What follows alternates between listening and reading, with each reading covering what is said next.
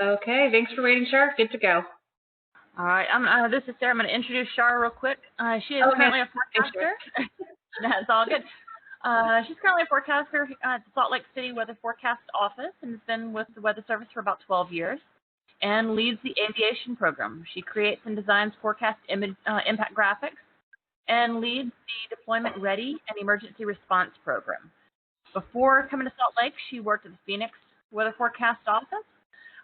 She's learned a lot about the North American monsoon and massive dust storms that accompany the summer convection in the desert Southwest.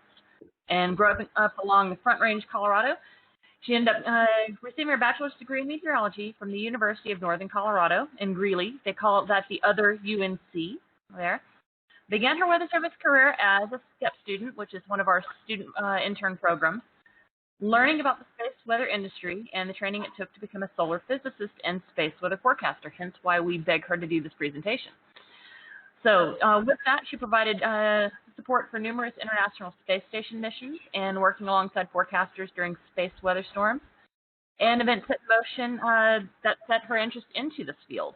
And I think it's quite appropriate that with her talk right now, we're actually have Kennedy Space Center on one of our screens, given the go for launch for today's launch. So impeccable timing with this.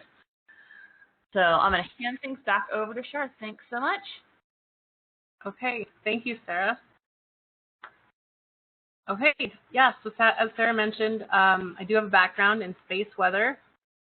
Began working at the Space Weather Prediction Center in Boulder, Colorado. So it was really a great learning experience that sparked an interest for me to kind of continue that pursuit.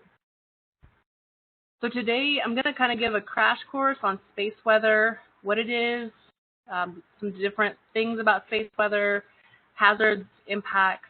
We'll kind of tie that towards aviation, how it impacts aviation, and different locations where you can find space weather and aviation information if you're interested.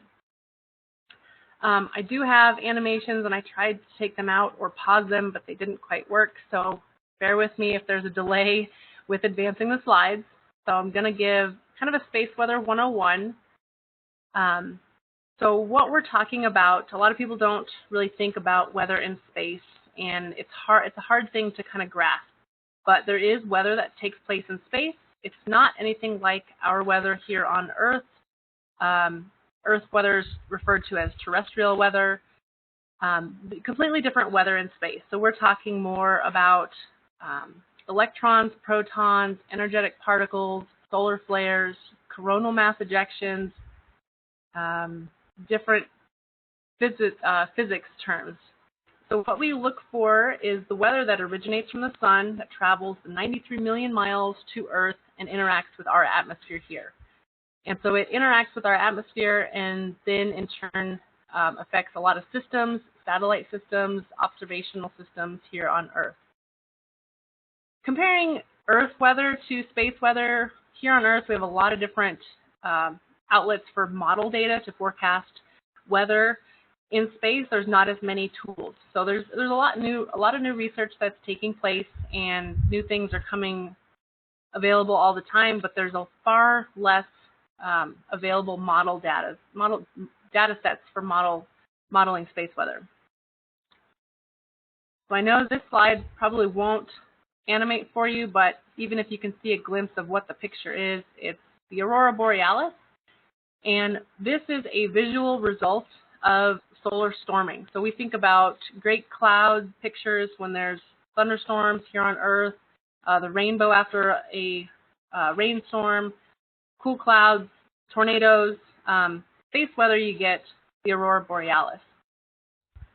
So when we think about storming areas on the sun, they're referred to as active regions or sunspots on the solar disk or on the sun's surface. So once this slide finally loads for you, you should be able to see a picture of the disk of the sun with comparison to Jupiter and Earth. And this is just giving you a comparison to the size of Earth to a sunspot or an active region on the sun. And similar to how the hurricanes are named, the sunspots on the sun are numbered. And the 4-digit number you see there is usually preceded by 2 more digits. Just the catalog becomes so large that you just get the 4 digits. But by being able to forecast and number the new sunspot when it comes around, it's kind of like sending out your first severe thunderstorm warning, a tornado warning, naming a hurricane. It kind of gives you that excitement. So in these active regions, there's what we call magnetic instability. And so that's areas of concern, an unstable atmosphere, if you will, where the storming begins. So taking a look, when this slide loads, you'll see the Earth, and you'll see a depiction of the magnetosphere, which is the magnetic field surrounding the Earth. And this is where the solar weather interacts with Earth's atmosphere in the magnetosphere. The first of 3 space weather storms that we're going to talk about is a coronal mass ejection, also referred to as CME. And so what this is, an eruption kind of similar to a volcano eruption on the sun, where it sends out a whole bunch of plasma particles and electromagnetic radiation from the sun to the Earth. Now, the duration of this event when it leaves the sun and arrives at Earth is pretty slow. It can be anywhere from 12 hours to up to a week. And I realize this is another animation, but it's just showing the eruption of a CME on the surface of the sun. And again, I can share links later to animations for these type of things. But when the coronal mass ejection erupts, the impacts we see here on Earth are geomagnetic storming, or the aurora borealis, on the night side of Earth. If you're on the day side, you don't see it because it has to happen at nighttime. And this increases the electrons in the ionosphere, which is a very high latitude region well above Earth. The next hazard is solar energetic particles, or SEP. These originate from a solar flare on the surface of the sun, or it could accompany a CME, a coronal mass ejection, and it usually reaches the Earth anywhere from 20 minutes to many hours later, depending on the location where it's erupting from on the sun, and if it has a direct path to Earth or not. So there's instruments on board GOES stationary satellites that NOAA uses, and they detect these proton levels. So some impacts from the solar energetic particle events. We use GPS receivers in nearly everything we do here on Earth, and it's becoming more widely used every day. So we have GPS receivers in our car, in our phone, in a watch if you go running. We have it on board ships that do oil drilling offshore. We have it, GPS is used for farming practices, for everything. And so one risk and one hazard that we worry about is when severe storming happens and it knocks out the GPS receivers, we're kind of all in the dark, per se, here on Earth. So as a society, we've become more reliant on GPS, and that's kind of to our detriment if we get more severe solar storming.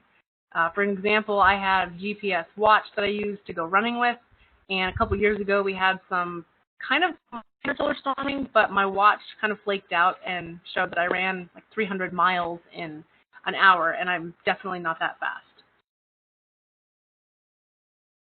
So the third hazard is solar flare, and this is on imagery, this is more visually appealing. The image on the slide, probably trying to animate, but it won't work. But it's showing that solar flare coming, and it's an instantaneous burst of light, and it comes to Earth within seconds or an hour. So it's a very quick, very rapid storm, similar to a lightning strike. You can think about that, where it happens almost instantaneously. You can't exactly forecast that very well. Solar flares will cause satellite communication and radio issues, and they're usually associated with a CME, coronal mass ejection, but not always. And this affects the sun side of the Earth. So if you're on the nighttime side, you won't see a whole lot of issue with this. So some impacts from solar flares occur during a very short period of time, and they usually affect high-frequency radio communications. And again, like I mentioned, it's on the day side of Earth.